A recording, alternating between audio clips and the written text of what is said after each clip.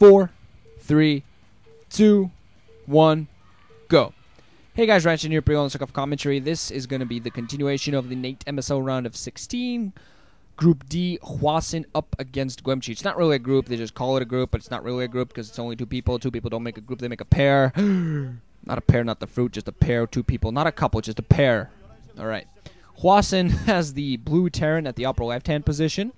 And we're going to have Guemchi as the red protoss, the upper right-hand position. It's 11 and 1 o'clock, respectively. And this is going to be on Ultimatum. Both guys wearing dem glasses. And I don't really know how to call this one exactly. This is Hwasin's worst matchup. His, just under 50%. His only match is under 50%. 47 at the moment, I believe. Hwasin's TVP, that is. While Guemchi's PVT is his best matchup, just over 50%.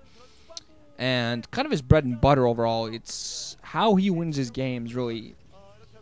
He's not really bad in any of his matchups, just the others haven't peaked at 50 yet. They're very close to that, I think. A few more wins here and there. And he'll get all of his matchups above the 50 range, and I definitely think he's capable of that. He's a player with a lot of promise that kind of shows and kind of shows and doesn't. And I kind of have a hard time calling this. He pretty much dominated his group between Bisu and Savior, taking advantage of Bisu just harassing him that game and getting a very critical shuttle kill. Honestly, I feel part of Bisu's loss there was his own stupidity, possibly underestimating Guemchi. But yeah, this is Ultimatum, and find it a little bit more turn favor, just that you can take advantage of those islands as ridges to shuttle to kind of heavily harass natural expansions. Protosses are going to be expecting that, but it doesn't mean that they can do something about it every single time. It's going to force him to get some shuttles in play at the very least. Try to be maneuverable, trying to play the maneuverable game. As you saw Best play against Kanata, that's kind of what you want to play as a Protoss. Try to play a game of maneuverability against the Terrans, taking advantage of the fact that they got to go for mech and won't have as much maneuverability unless they go for heavy dropship play. But Hwasin is going to block off his natural expansion here with that one single Rax. Probe is not going to be able to get inside. Try to harass the SCV, but SCV is just staying on the left side of that Rax, getting a few hits off on the barracks. That doesn't really... might matter a little bit. You never know. Might matter in the long run, but I highly doubt that. SCV now finishing building the racks, and there is going to be one single Marine coming out to pick off that probe, at the very least force it back. We're just seeing the Cybernetics Corps now coming up for Guemchi on the opposite side, and the factory coming in for Hwasin alongside his gas. He had just mining one CV on the gas, so he's going to be putting down his second command center fairly soon, as he has that one single factory out. But this is kind of in the round 16. As I said, I think I have the hardest time calling, really, because honestly, Hwasin's a very good player. He's a very experienced player. In that regard, he definitely has a big advantage, mental advantage over Guemchi.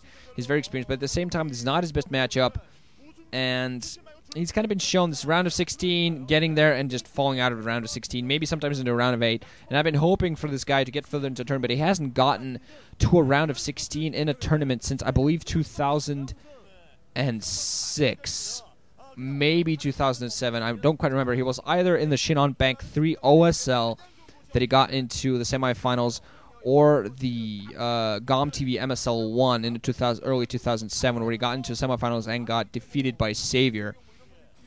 Don't remember what that was. But now Guemchi now moving out one single Zealot, not really going to be able to get a couple of hits off on the supply depot, not much else. The CV, meanwhile, for Hwasin, not going to even be able to get a scout, and because of that Dragoon, both players don't really get the scouts they want to.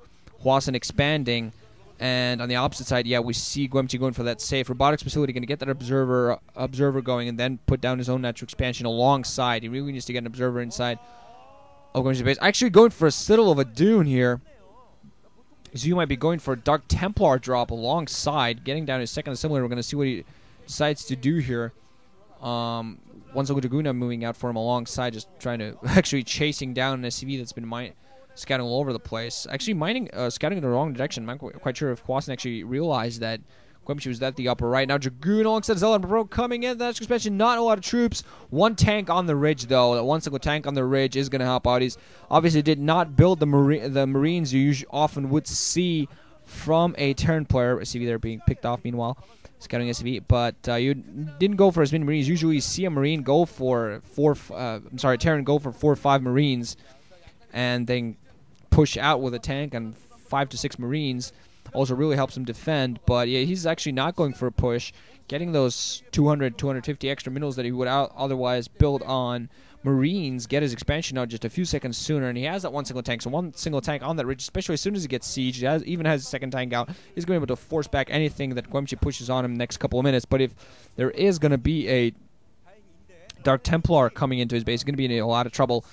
I'm not quite sure, though. As soon as he has an academy going to scan, he's going to be able to scan the main and spot that, because Guemchi didn't really hide this at all. So I'm wondering whether this actually is a Dark Templar, because if Hwasin decided to go for a quick academy and getting a quick comm station, he'd be able to scan this right away. I'm not quite sure whether he's actually going for that or not. There is one single shuttle, no observer yet. I didn't see absolutely the observatory out there, just one single shuttle. There is most likely going to be a Dark Templar drop. There are turrets, meanwhile, that being put down all over the place, ready for drops, hopefully readying for that Dark Templar. Two Dark Templars out, so Guemchi is going to go for 2 Templar, and it's just going to come down to this, whether this is going to make or break the game to start off. Turrets being put down more locations, and even an eBay being floated off to spot an incoming shuttle. Now, Hwasin is also going to attack the side of Supper, but it's going to be very important for him to spot this drop coming. Guemchi putting down the pylon, just now putting down an expansion very late, actually dropping off a probe at the 12 o'clock island to pick up an expansion there alongside, but it is going to run inside with the shuttle. There's going to be a turret there. Tanks, we're going to see Hwasin is going to be ready for this. He's going to push that shuttle down, going to take a couple of turret shots, going to pick up a Zealot as he tries to go for another strafing run. And I'm not quite sure what Hwasin thinks it is. I did not see an academy from him. He did not get any scout inside. So Hwasin might think this is anything whatsoever inside of this shuttle. It's taking a lot of damage at this point. Shield's completely down. There is a turret and natural expansion. We're going to see what tries to go for the drop there or not. Marine there as well to take a couple of pot shots at it in case it comes in too close. But Shuttle does try to find a way to come in. Actually going to start attacking the natural expansion. This is going to give Hwasin the clue he needs. Natural expansion might go on. There are turrets there. Is going to be an SCV. One single SCV coming off the line. Third Dark Templar coming in. The supply depot is going to go down. A couple of shots going to go on that shuttle. Dark Templar's being picked up and the Zealot picked off by those tanks. But Hwasin knows what's coming at him. He has enough turrets to defend, I feel. But Musaka is going to get up his academy alongside, adding in 2 factories as well. Has 2 turrets. Oh, God! The shuttle goes down! One single Templar managed to come out of it, but his shuttle goes down, and that could be Guemchi's game right there. Man, his face is bandaged all over the place. What is he, sunburned or something? But he's actually going to move out with everything alongside. Has Dragoons. Hwasin getting his academy going. Going to have his 2 comp station up very soon. Has those 2 factories coming. He's going to get a large troop up very quickly. One single Templar standing outside of Hwasin's base. For Guemchi, he's going to get an observatory up just now to get the scout inside. He has actually no idea what Hwasin's going for. He still has a probe at that 12 o'clock island, but he can't really do anything at this point. I think he was thinking of double expanding, but he can't really do that safely without doing some sort of damage to the Terran's economy / army. Kind of both would be preferable, but if he does some economic damage to his economy, he could get that double expansion. Then in a minute or 2 afterwards, really the Protoss' economy will start overwhelming the Terran a little bit. 2 vultures not being put out in the field by Hwasin, get that scout around. We're going to see what they actually managed to. Probably, they don't have speed. I'm not quite sure if they have mines. So didn't quite spot that. Probably not going to be able to run into the natural expansion. Meanwhile, on the opposite side, Cybernetic, of course, spinning, getting that range upgrade just now for those goons. He has a couple more gateways added in, but Guemchi had a pretty bad position now.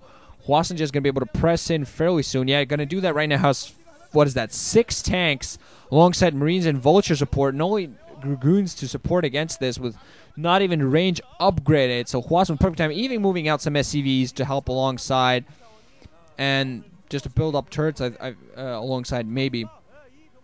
Not really sure if that's needed. There's a Dark Templar following them, but there are going to be scans ready for Hwasin now. There's going to be that attack coming in. This is going to press right into his natural expansion. I don't think Guemchi is going to have absolutely anything to fight this back. Nothing but Dragoons. These tanks are going to melt them in seconds. Scan going off to pick off that one single Dark Templar RCV just standing there, possibly to repair. But Dragoon's not being pushed up. Guemchi definitely going to try to hold this natural expansion, but I don't think his range is even kicked in yet because he's going to be forced to fight back. Probes being pulled off the light, trying to engage. Tanks sieging up, picking off all those probes. Some tanks behind the sieged up tanks, not siege, and GG coming in from Guemchi. And Hwasin thoroughly dominating that round. That set, playing pretty confidently, was ready, and Guemchi just not really ready at all there. Hwasin reacting properly, managing to hold back that shuttle, and as soon as that drop failed, losing that shuttle alongside 2 DTs inside of it, that was bad. Hwasin just got those factories up, got his forces up, and pushed in. That was it. So, yeah, Guemchi's inexperience kind of shining through here. Hwasin with a very weird picture. But Hwasin, one game away, so we're going to see who manages to actually finish this up in the games I believe are going to be played in a few days. So GG guys, Wrenching out. Thanks for listening. Hope you enjoyed.